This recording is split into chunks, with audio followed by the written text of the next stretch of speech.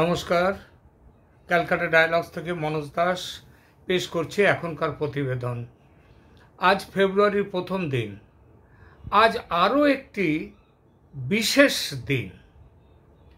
হয়তো বুঝতে পেরেছেন আমি কোন বিষয়টির দিকে ইঙ্গিত করছি। আজ আওয়ামী লীগের ঘোষিত প্রতিবাদ আন্দোলন কর্মসূচির শুরুর দিন। 3 দিন আগে এই কর্মসূচি নিয়ে, তার সফলতার সম্ভাবনা নিয়ে একটি ভিডিও করেছিলাম এই চ্যানেলে। সেখানে সন্দেহ প্রকাশ করেছিলাম, কারণ আমার মনে পড়ছিল 10ই নভেম্বর সেই শহীদ নূর হোসেন দিবসের সমাবেশের কথা। আওয়ামী লীগের সেদিনের সমাবেশ ব্যর্থ করতে কিভাবে ঝাঁপিয়ে পড়েছিল সরকারি মদতে দুষ্কৃতী দল, সেটা মাথায় ছিল। সেই দুষ্কৃতী দলে শুধু যে দুষ্কৃতীরা তারা নয়, সেই দলে যোগ দিয়েছিল ছাত্র দুষ্কৃতীদের সঙ্গে বিএনপি দলের নেতাকর্মীরাও।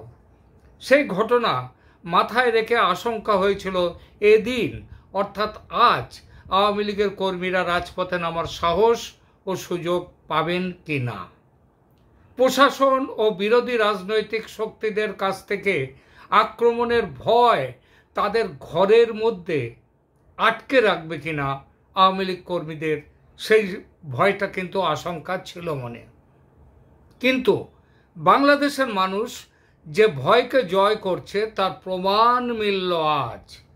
মানুষ সেই 5 আগস্টে, সেই জুলাই আন্দোলনের সময় যেখানটায় দাঁড়িয়েছিল, 5 আগস্টে যেখানে ছিলেন, সেই জায়গা থেকে অনেকটা পথ তারা অতিক্রম করেছেন। আজ তার প্রমাণ মিলল। একইভাবে সরকারের 20 দাঁত যে ক্রমশ ভাঙছে, আওয়ামী লীগ কর্মীদের ওপর ঝাঁপিয়ে পড়ার সাহস যে এই সরকার হারিয়ে ফেলছে ক্রমশ, এই ছাত্র বৈষম্য বিরোধী ছাত্র আন্দোলনের নামে যে ফ্যাসিস্টরা আজ বাংলাদেশের ক্ষমতা দখল করেছে, তারা যে তাদের সাহস হারিয়ে ফেলছে এবং ইতিমধ্যে ফেলেছে অনেকটাই সাহস হারিয়ে, সেটার প্রমাণ আজ মিলল। এসব এখন আমার কথা নয়। আমি দেখুন আওয়ামী লীগের কর্মীদের মাঠে নেমে দলীয় কর্মসূচি সফল করার কিছু টুকরো ছবি, জনসচেতনতা বৃদ্ধির উদ্দেশ্যে লিফলেট বিলি করছেন আওয়ামী লীগ কর্মীরা। দেখুন সেই দৃশ্য।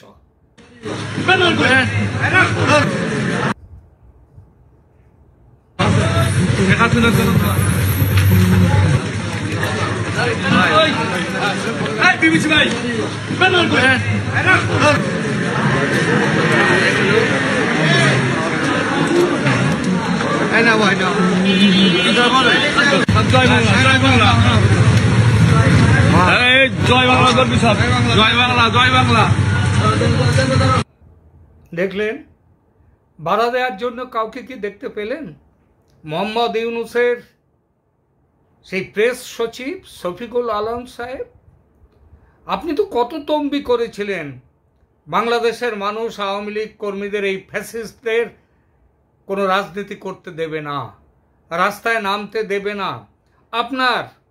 আপনার যে ছাত্র জনতা, আপনাদের যারা নেতা, সেই তারা তো বলেছিল মাঠে নামতে দেবে না আওয়ামী লীগের কোনো কর্মীকে, যতদিন না সেই ফ্যাসিস্টদের তাদের বিচার হয়, তাদের কোনো কর্মসূচি করতে দেবেন না বলেছিলেন না? কোথায় গেল সাহসটা? পেছনে লোক নেই আর, তাই না? লোক থাকবে না। যত দিন যাবে তত দেখবেন পেছন আপনাদের খালি হয়ে যাচ্ছে, সেখানে কেউ নেই। সমন্বয়কদের সেই দমভক্তি, তারা বলেছিল না আওয়ামী লীগ কর্মীদের উপযুক্ত তাদের শাস্তি দেবে। কোথায় গেল সেসব কথা? আজ সঙ্গে আপনাদের লোক নেই, ঘরে বসে গেছে সরকারের যারা দালাল, তারা। জনতা নেমেছে রাস্তায়। কর্মীরা আজ যে বাইক মিছিল করেছে এবং সদম্বে ঘোষণা করেছে তাদের আন্দোলনের কথা, দেখুন তারা আজকে প্রকাশ্যে বলেছে এই সরকারের পতন চাই। দেখুন সেই বাইক মিছিলের টুকরো ছবি। এদেশের মানুষ সামরিক শাসন চায় না, এদেশের মানুষ শেখ হাসিনা শাসন চায়। এদেশের মানুষ একমাত্র সরকার শেখ হাসিনা সরকারই চায়, সেটা বারবার প্রমাণ করছে, এবারও করবে ইনশাআল্লাহ। আমাদের সরকার শেখ হাসিনার সরকার চাই আমরা। দেখেন আজকে লাখো লাখো মোটর সাইকেল যেখানেই তাণ্ডব চলতেছে আমরা সেখানেই যাব। ওই সব জামাত শিবিরকে ধরে ধরে ইনশাআল্লাহ আমরা সামনে যাব।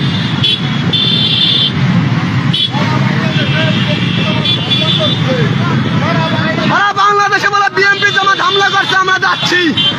কোন কোন জায়গায় বিএনপি জামাত হামলা করছে খানকির বুলাকে ধরে ধরে, রাস্তায় ধরে ধরে খানকির বুলাকে কুপাবো।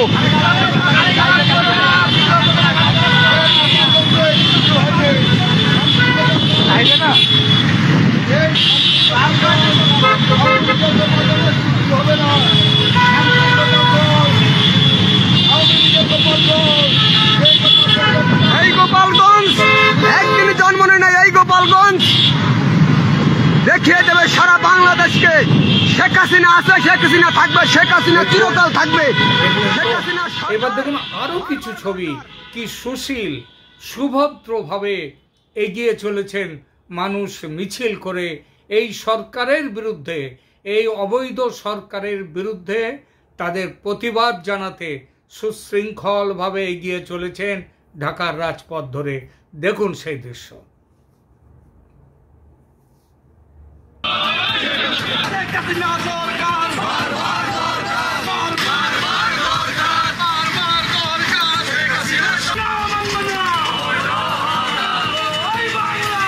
এখানেই শেষ নয়, শেখ হাসিনার নিজের কেন্দ্র গোপালগঞ্জ থেকে মিছিল নিয়ে ঢাকার উদ্দেশ্যে রওনা দিয়েছেন বিরাট সংখ্যক কর্মী সমর্থকদের। তাদের যে পরিকল্পনা সেটা হচ্ছে যত এই মিছিল এগোবে শহরের প্রাণকেন্দ্রের দিকে, ঢাকা শহরে, তত সেই মিছিল সেখানে মানুষ আসবে এবং তাদের পরিকল্পনা হচ্ছে যে কয়েক লক্ষ মানুষ নিয়ে এই মিছিল শেষ পর্যন্ত গিয়ে পৌঁছবে। এই মিছিলের নেতৃত্বে আছেন সোহেল তাজ ও ফারাজ করিম। দেখুন সেই সুশৃঙ্খল মিছিল কিভাবে এগিয়ে চলেছে রাজপথে। জামায়াত ইসলাম, জামাত শিবির এবং বিএনপি সহ অন্যান্য দল আওয়ামী লীগের সাধারণ কর্মীদের উপরে যে পরিমাণ গণহত্যা, মব জাস্টিস এবং পুলিশদেরকে যে পরিমাণ গণহত্যা করছে, এটাকে রুখে দেওয়ার জন্যই আমরা ঢাকার উদ্দেশ্যে রওনা করে দিছি। আমরা সাবেক প্রধানমন্ত্রী নয়, আমরা শেখ হাসিনাকে বাংলাদেশের প্রধানমন্ত্রী করেই ফিরিয়ে আনবো, এই বক্তব্য রাখেন ফারাজ করিম চৌধুরী। শুধু এটাই নয়, সোহেল তাজ তিনি বলেন আমরা হচ্ছে বঙ্গবন্ধুর সৈনিক, আমাদেরকে ভয় দেখিয়ে লাভ নেই। ইতিপূর্বে কিংবা ইতিহাসে আওয়ামী লীগের এই দিন অনেক আসছে, কিন্তু আওয়ামী লীগ ঠিকই ঘুরে দাঁড়িয়েছে। সোহেল তাজের বক্তব্য হচ্ছে আমরা বঙ্গবন্ধুর সৈনিক, আমরা কাউকে ভয় পাই না। ইতিপূর্বে বা ইতিহাসে আওয়ামী লীগের এই দুর্দিন এসেছে, কিন্তু কোনো সমস্যা নেই, আমরা কোটি কোটি মানুষ আছি আওয়ামী লীগের পাশে এবং বঙ্গবন্ধুর কন্যা শেখ হাসিনার পাশে। শেখ হাসিনা তোমার ভয় নাই, রাজপথ ছাড়ি নাই। আজ আন্দোলন কর্মসূচির প্রথম দিন, 18 দিনের আন্দোলন কর্মসূচি এবারের ঘোষণা অনুযায়ী প্রথম দিনেই প্রত্যাশার বেশি সাফল্য। মানুষ ভয় কাটিয়ে রাস্তায় নামতে পেরেছে। যত দিন যাবে তত এই মানুষের মিছিল জনসমুদ্রে পরিণত হবে।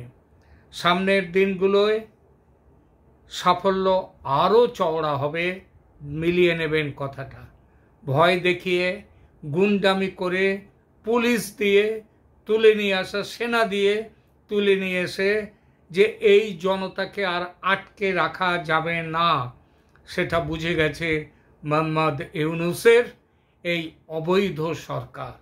আসুন আমরা প্রার্থনা করি। আজকে আমার এইগুলো দেখতে দেখতে মনে পড়ছিল বিষ্ণুদের একটি কবিতা, জনসমুদ্রে লেগেছে জোয়ার, হৃদয় আমার চড়া, চোরাবালি আমি দূর সমুদ্রের খুঁজি, কোথায় ঘোর সওয়ার। ঘোড়সওয়ার তার ঘোড়ায় চেপে এগিয়ে আসছেন এই মানুষের মিছিলকে, এই প্রতিবাদের মিছিলকে এগিয়ে নিয়ে যাওয়ার জন্য। মানুষ ডাক শুনতে পেয়েছে, এবার এগিয়ে যাওয়ার পালা। আজকের মতো, এখনকার মতো এখানেই রাখছি। ধন্যবাদ, ভালো থাকবেন সবাই।